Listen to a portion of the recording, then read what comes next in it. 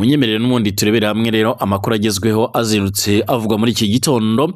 Reka aya makuru nyahere ku nkuru ikomeje kuvuga yuko ubutasi bw'u Burundi ndetse n'ubwa Repubulika Iharanira Demokarasi ya Kongo bwamaze guhishura yuko haba hari umugambi karundura, umugambi ukomeye cyane, umugambi wo kugaba ibitero mu bice bigiye bitandukanye, cyane cyane ku gice cya Uvira, igice gishobora kongera kwigarurwa n'umutwe wa 23.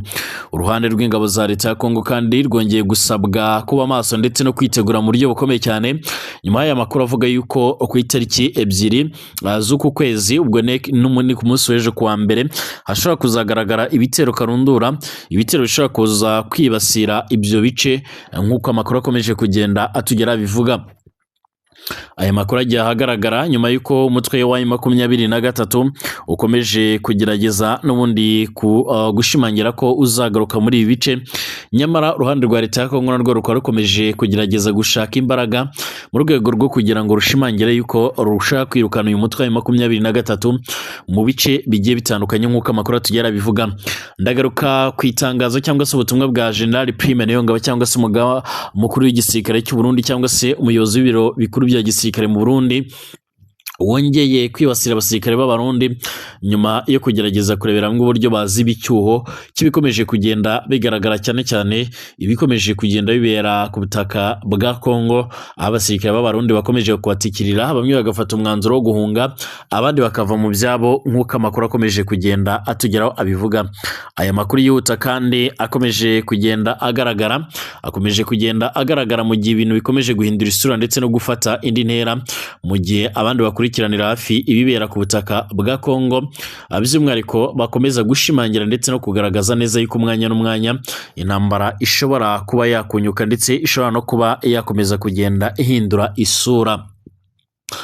Ndagaruka no ku yandi makuru akomeje kugenda avugwa hirya no hino mu isi, munyemerere turebere hamwe rero amakuru yihuta kandi agezweho akomeje kugenda agaragara, yibanda ku bikomeje kuvugwa hirya no hino ndetse no mu karere k'ibiyaga bigari.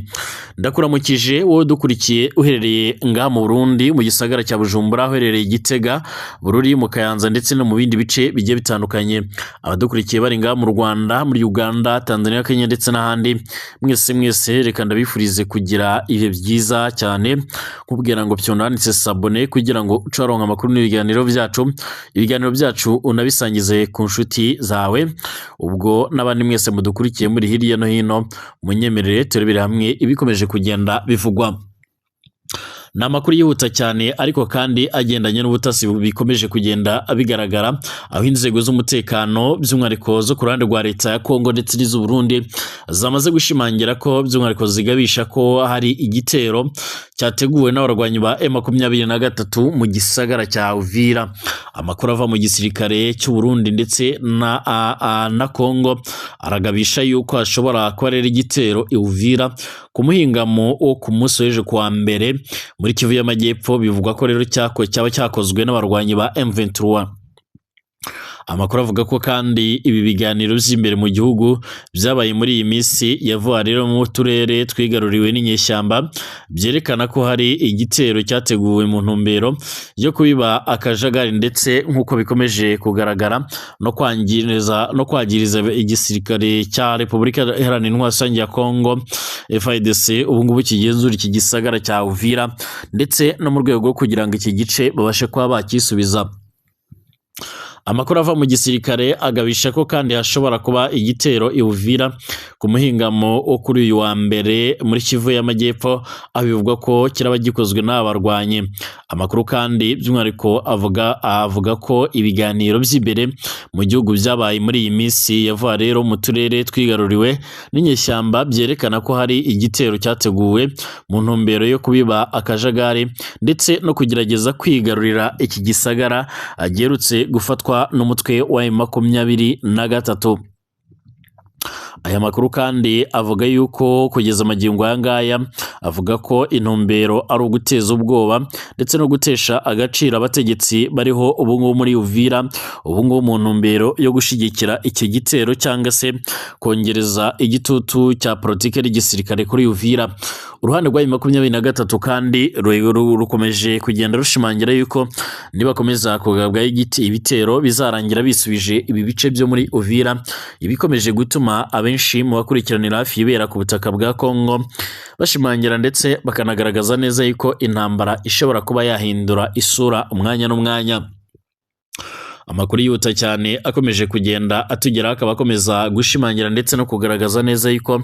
izi ntambara by'umwihariko zikomeje kugenda zifata indi ntera. Nyamara uruhande rwa leta ya Kongo narwo ntirurya umunwa mu kugaragaza neza yuko rurajwe inshinga no kwirukana uyu mutwe wa M23 byanze bikunze, ndetse bakaba bifuza kuvana mu bice bigiye bitandukanye.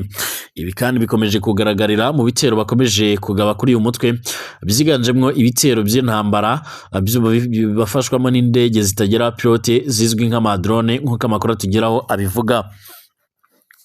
Hanyuma kandi reka nkomereze kuri inkuru ivuga yuko umugaba mukuru w'ingabo z'u Burundi General Prime Niyongabo yahaye abasirikare b'iki gihugu batunze rero pasiporo zisanzwe itariki 10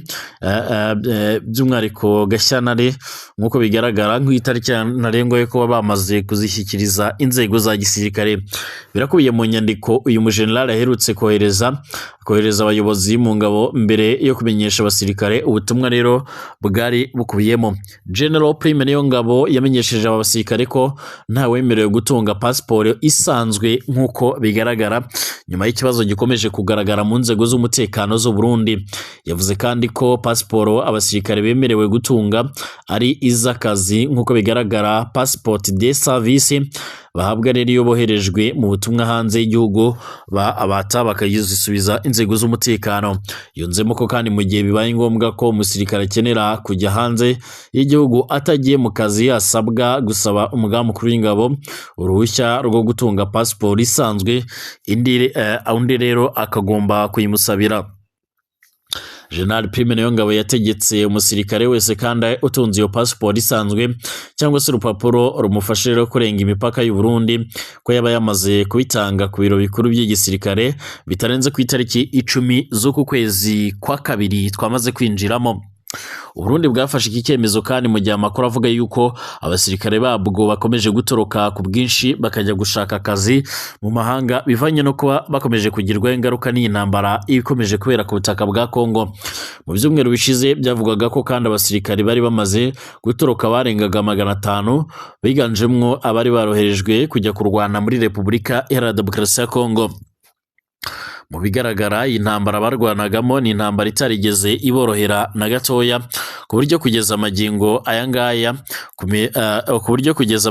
ngaya ibikomeje kugaragara ndetse n'ibikomeje kugenda bitangazwa byerekana uburyo rero n'ubundi iyi ntambara yaba yarakozweho yaba yaragize ingaruka ku gisirikare cy'u Burundi, mu gihe byemezwa neza ko abasirikare b'abarundi benshi basize ubuzima, abandi bakaba baragiye bahakomerekera, abandi bakaba baragiye bahora n'ibindi bibazo bigiye bitandukanye byo gufatwa matekwa ku mirongo y'imbere ku rugamba. Hanyuma kandi nanzuje kuri inkuru ivuga ko Leta Zunze Ubumwe za Amerika biciye muri Senateri Jimmy Elisha ukuriye komisiyo y'ububanyi n'amahanga mu nteko ishinga amategeko yazo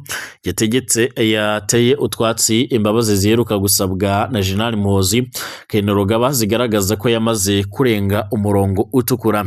Kainerugaba kandi usanzwe ari umugaba mukuru w'ingabo za Uganda akaba n'umuhungu wa Perezida Yoweri Kaguta Museveni uyoboye Uganda yeruka gusaba imbabazi Leta Zunze Ubumwe za Amerika kubera kwibasira ambasade yayo i Kampala muri Uganda. Mu gitondo cyo kwa gatatu abinyujije ku rubuga rwa X yitwa Twitter, General Muhoozi yatangaje ko amakuru y'ubutasi yahawe yemeza ko Bobi Wine umaze igihe ashakishwa n'inzego z'umutekano za Uganda yahunze abifashijwemo na ambasade ya Amerika,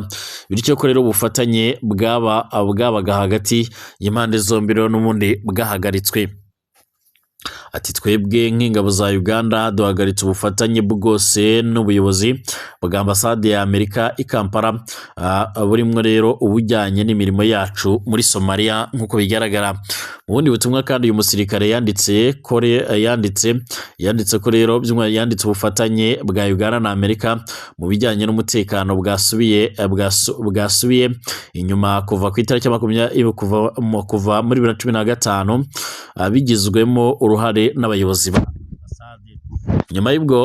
Nyuma y'ubwo kandi yaje gutangaza ko yasibye ubutumwa bwibasira ambasade ya Amerika nyuma yo gusanga ko bwari bushingiye rero n'ubundi ku makuru atariyo yari yahawe amaze asaba imbabazi.